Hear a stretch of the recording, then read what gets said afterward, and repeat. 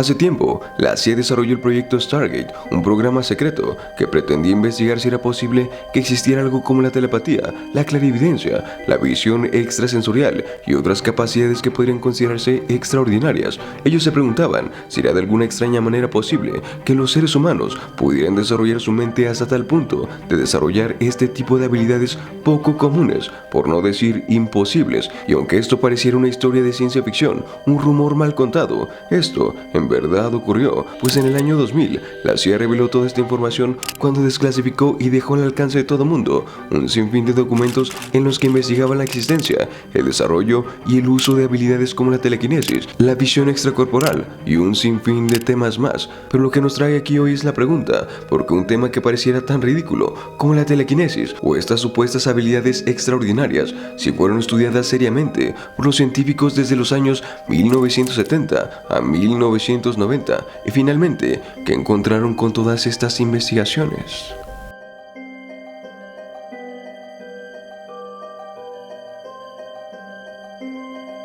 Este tipo de investigaciones revelan el interés del mundo por averiguar la verdadera existencia de este tipo de habilidades, y eso se debe en gran parte a que el mundo de aquella época estaba atravesando grandes cambios importantes, ya que había dos grandes naciones que estaban compitiendo por saber quién era la nación con el mayor desarrollo tecnológico. Y claro, aunque estudiar este tipo de temas pareciera poco científico, por aquella época no se tenía que dejar pasar nada por alto. Este programa exploró la posible utilización de habilidades psíquicas y la percepción extrasensorial para aplicaciones de inteligencia, y a pesar de décadas de investigación y el capital invertido en dicho proyecto, los resultados del proyecto Stargate fueron muy variados y controvertidos. Algunos informes sugieren que hubo aparentes casos de éxito en el que algunas personas llamadas visores remotos, es decir, personas con una supuesta habilidad psíquica, mediante la cual presuntamente podían ver o percibir detalles de un objetivo específico, sin importar que dicho objetivo se encontrara a miles de kilómetros de distancia, como si su mente pudiese transportarse a aquella parte lejana del mundo y ver lo que está pasando sin la necesidad de estar físicamente ahí. De esta manera, esta persona conocida como visor remoto intentaba describir el objetivo lejano que estaba percibiendo, pero no solo cuál era su ubicación, sino también cuáles eran sus detalles y sus características, utilizando palabras, dibujos o bien cualquier otro medio de comunicación. Sin embargo, lo que se concluyó con estos experimentos fue que era imposible realizar una evaluación objetiva con esto. Además, las ubicaciones proporcionadas por los visores remotos eran cuestionables y en algunos casos solo se les otorgó como máximo una confianza de apenas 20%. Aunque por la época, estos supuestos visores remotos afirmaban que podían percibir lugares sumamente lejanos y describirlos con sumo detalle, aunque ellos se encontraran a miles de kilómetros de distancia, como si su mente pudiera transportarse a aquella parte lejana del mundo y ver con mucho detalle lo que estaba en ese lugar. La verdad es que las investigaciones realizadas revelan que las descripciones que hacían estos supuestos visores remotos eran muy superficiales, eran vagas y no ayudaban en realidad a la investigación que estaban realizando los agentes de inteligencia. Aunque claro, como mencionamos anteriormente, los informes son controversiales y sí existen otros informes que indican que las supuestas habilidades de estas personas sí eran reales, aunque de manera cuestionable, les otorgan una confianza de apenas 20%. Aunque claro, aquí cabe resaltar algo sumamente importante, y es que en realidad no se contaba con una investigación objetiva, solamente con unos cuantos vagos informes. Otro caso interesante en el que se centró el proyecto Stargate fue en el de Uri Geller, un ilusionista que afirmaba tener algunas habilidades extraordinarias, como poder controlar a voluntad algunos objetos de metal. De esta manera, Uri Geller llamó rápidamente la atención de la televisión de la época, ya que el mundo se interesó en sus presuntos y controvertidos talentos. Por ello, sus habilidades y la aplicación de estas presuntas habilidades también fueron investigadas por la famosa agencia de inteligencia. Así, la CIA intentó confirmar las presuntas capacidades de Uri Geller. Es por ello que realizaron un experimento con él. De esta manera, fue puesto en una habitación cerrada, mientras que en otras habitaciones lejanas había más personas que realizaban numerosos dibujos. Así, la misión de Uri Geller era que, utilizando sus supuestas habilidades, intentara replicar los dibujos realizados por estas otras personas, y aunque algunos informes muestran que pudo replicar algún dibujo, en la gran mayoría de los casos fracasó intentando replicar los dibujos, es decir, los hallazgos tampoco fueron concluyentes. Incluso Incluso ese mismo año, en 1973, Uri Geller apareció en The Tonight Show y fue un completo desastre para él, pues sus presuntas habilidades quedaron en evidencia en la televisión, ya que el programa televisivo preparó su propio instrumental sin informar al equipo de Uri Geller, y ahí el mundo se dio cuenta de todo, pues sus presuntas habilidades extraordinarias fallaron una y otra vez. Uri was telling me you don't feel what, strong tonight? I don't Is that feel strong. It's not all tonight. Right now I'm feeling being pressed and then I can't. I thought the idea was to show, if you possibly could, some of the things that you claim you can do, and I certainly don't want to pressure you. And if you don't feel like you can't do it tonight, or don't wish to try, I certainly don't want to make you feel uncomfortable. Aunque claro, no solamente se estudiaron este tipo de temas, sino que se estudiaron un sinfín de temas más, como la comunicación mediante la telepatía. Es decir, se quería saber si en realidad existían personas que podían comunicarse mediante la telepatía. Es decir, se quería saber si en verdad existían personas que podían comunicarse con otras, utilizando solamente su mente. O bien también se investigó si era posible que existieran personas que pudieran prevenir eventos futuros, algo así como si estas personas pudieran ver el futuro. Sin embargo, como mencionamos en numerosas ocasiones, las investigaciones realizadas no eran objetivas y cuando se obtenían resultados favorables, los resultados no podían ser replicados. En otras palabras, la validez científica del proyecto Stargate siempre fue cuestionable.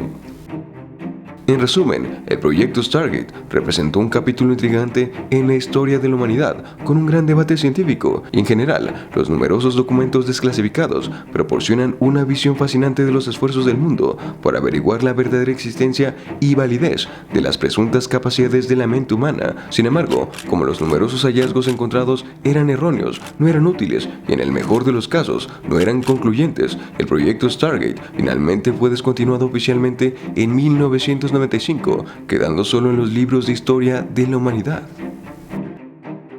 Como sabes, estudiar un tema bajo el método científico no significa que el resultado de la investigación siempre sea el que nosotros deseamos. Es decir, el método científico no siempre afirma la hipótesis que nosotros planteamos en algún principio. En otras palabras, una cosa es decir que existen cosas como la telequinesis o la visión extraocular, etcétera, etcétera. Y otra cosa muy distinta es probar bajo un método objetivo y cuantificable que este tipo de cosas en verdad existen. Sin embargo, para sorpresa de muchos, no todo es tan estricto como parece, ya que la ciencia se ha demostrado que existe algo como el inconsciente humano.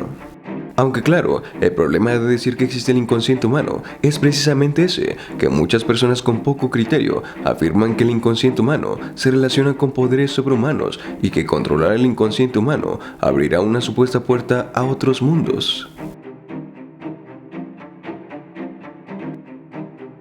Hoy voy a hablarte de cómo activar poderes suprahumanos que todos tenemos. Visión remota, manifestar deseos, precognición, premoniciones, ver el futuro, ver el pasado, ser mucho más intuitivos.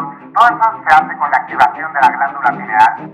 Como sabes, esto es sumamente falso. El inconsciente humano sí existe. Sin embargo, el concepto del inconsciente humano es muy distinto al que piensan estas personas, ya que muchas de estas personas creen que el inconsciente humano recae en la glándula pineal y que la glándula pineal es aquella que abre la puerta hacia otros mundos y por lo tanto, controlar la glándula pineal controlará el conocimiento inconsciente. Incluso muchos han llamado a la glándula pineal como el tercer ojo, pero lamento decepcionarte, ya que la glándula pineal sí tiene otras funciones mucho más concretas. Aunque algunas personas le atribuyen propiedades místicas o mágicas a la glándula pineal, llamándola el asiento del alma y el portal entre el cuerpo y el alma, la verdad es que a pesar de tener más de una función, la principal función de la glándula pineal es la de regular los ritmos circadianos, es decir, regular el tiempo en que permanecemos dormidos y despiertos, pues la glándula pineal secreta principalmente una sustancia llamada melatonina, la cual es secretada según los estímulos del medio ambiente, es decir, la glándula pineal responde a los cambios de la luz vista por nuestros ojos. En otras palabras, no hay ninguna propiedad mística o mágica en esta estructura de nuestro cuerpo. Así es, lamento decepcionarte, pero la glándula pineal no tiene una función ni mística ni mágica, sino una función fisiológica, solamente que a lo largo de la historia, debido a la cultura, la tecnología y muchos otros factores, se le han atribuido propiedades místicas o mágicas a diferentes fenómenos, y esto mismo ha ocurrido con el concepto del inconsciente humano. el concepto del inconsciente humano es muy antiguo. Podemos ubicarlo incluso en las civilizaciones más antiguas. En la historia del pensamiento humano, el término ha sido utilizado de diversas maneras y con distintas connotaciones por filósofos, psiquiatras, psicólogos, científicos, escritores y poetas a lo largo de la historia de la humanidad. Sin embargo, el concepto del inconsciente humano adquirió más importancia aún desde la obra de Sigmund Freud llamada La interpretación de los sueños, ya que en dicho documento Freud planteaba la idea de que los sueños eran una representación del inconsciente humano. Aunque claro, muchos hoy en día no están de acuerdo con la visión del inconsciente de Sigmund Freud, tenemos que recordar que la interpretación de los sueños del famoso psiquiatra Sigmund Freud lleva más de 100 años y aunque actualmente no se sabe mucho del cómo se forman y cuál es el objetivo real de los sueños, sí se sabe que el cerebro humano puede percibir estímulos tanto de manera consciente como de manera inconsciente. Otro concepto del inconsciente es la percepción inconsciente, la cual podemos definir como aquellos estímulos que no percibimos de manera consciente. Sin embargo, aunque estos estímulos no sean percibidos de manera consciente, estos sí son procesados por nuestro cerebro, como lo demuestran los famosos mensajes subliminales, los cuales son estímulos presentados de manera tan rápida que no alcanzamos a percibirlos. Sin embargo, aunque nosotros no los percibamos de manera consciente, estos sí pueden influir en nuestro comportamiento y como hemos mencionado anteriormente, estos no solo influyen en las cosas que compramos, sino también influyen en nuestros estados de ánimo y cuando tomamos algunas otras decisiones, incluso tiempo después de que estos famosos estímulos subliminales hayan desaparecido. Aunque claro, aquí hay que aclarar algo sumamente importante, y es que la percepción inconsciente sí tiene límites bastante estrictos. Solo es posible plantear una idea inconsciente cuando los estímulos que se presentan ya han sido procesados por el cerebro humano, es decir, cuando el cerebro ya tiene un registro del estímulo que es presentado más tarde, de manera subliminal. De esta manera, aunque estos estímulos no sean detectados de manera consciente, se activan ciertos recuerdos y posteriormente pueden guiar las decisiones que tomamos. Lo que no se puede hacer es plantear una idea o bien guiar una conducta cuando nuestro cerebro no tiene ningún registro del estímulo que estamos percibiendo. En otras palabras, mediante el procesamiento de palabras e imágenes que nuestro cerebro ya conoce, es posible activar ideas, esquemas, conceptos, etcétera, etcétera. Y de esta manera, estos estímulos pueden guiar nuestra conducta en diferentes aspectos, aspectos cognitivos, pero también aspectos emocionales y motivacionales. Ahora que ya tenemos una idea más clara de qué es el inconsciente y qué no es el inconsciente, sabemos que aunque los seres humanos no tengamos propiedades místicas o mágicas, la mente humana sí es mucho más que compleja. Sin embargo, otro tema interesante que plantea la idea del inconsciente es la hipnosis, y aunque este pareciera un tema con el que muchos ilusionistas hacen sus trucos hoy en día, esto en realidad sí tiene sus bases históricas y científicas. Como sabes, anteriormente la hipnosis era un mecanismo por el cual se podían implantar ideas o acciones en alguna persona. De esta manera, cuando terminaba la sesión de hipnosis, las personas realizaban las acciones que el clínico había establecido, aunque claro, no eran conscientes de las cosas, las ideas y las acciones que se les indujeron cuando fueron hipnotizados. Y aunque esto pareciera algo extraño para la época actual, muchos científicos del pasado investigaron este tema a profundidad, como el neurólogo y anatomista francés Jean-Martin Charcot, o bien como el neurólogo austriaco Sigmund Freud, o bien el psicólogo estadounidense Clark Hall, etcétera, etcétera. Y aunque claro, sus trabajos ahora solo permanecen en los libros de historia de la humanidad, esos trabajos cobran importancia, ya que comenzaron a separar la idea entre los fenómenos conscientes y los fenómenos inconscientes del cerebro humano. Pero ¿qué tanto es cierto de la hipnosis? ¿Qué cosas puede hacer la hipnosis? ¿Y qué otras cosas son solamente un espectáculo para las personas que buscan entretenimiento? ¿Es verdad que la hipnosis es algo que funciona, o bien solo es un tema que ha quedado en los libros de historia de la ciencia?